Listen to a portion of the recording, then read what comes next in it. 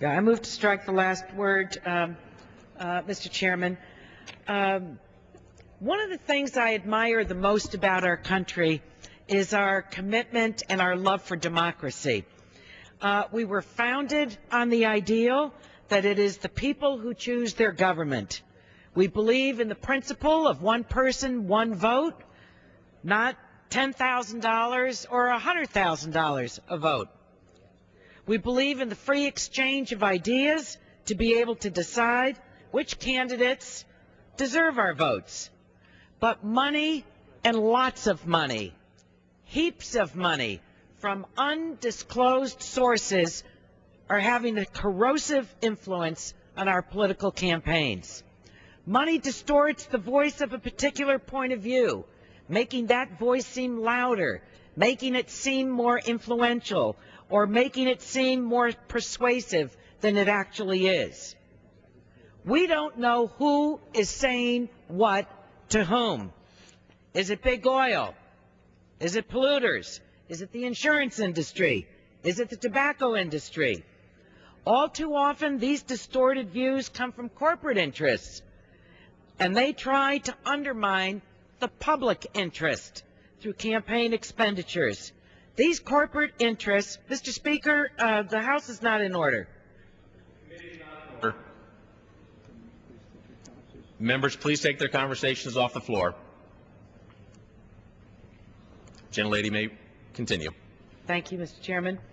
All too often, these distorted views come from corporate interests that try to undermine the public interest through campaign expenditures. These corporate interests can buy elections by throwing hundreds of thousands of dollars into a race for a particular candidate with attack ads against another.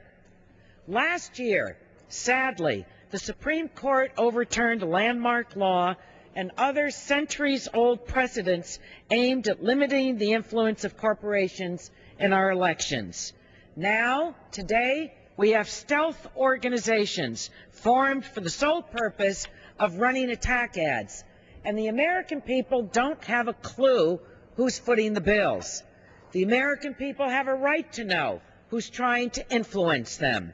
And if corporations want to try to persuade voters about their point of view, then they should stand behind their words. Let voters judge the facts for themselves. Voters are smart.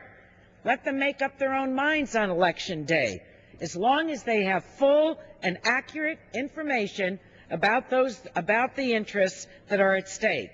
So my amendment is a common sense solution to a difficult political problem. It requires that any company that does business with the federal government disclose their political contributions, period. It's simple, it's clear, it's fair, and it's called disclosure.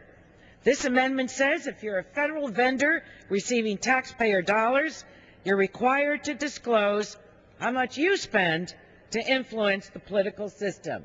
Why? Because with public funds come public responsibilities.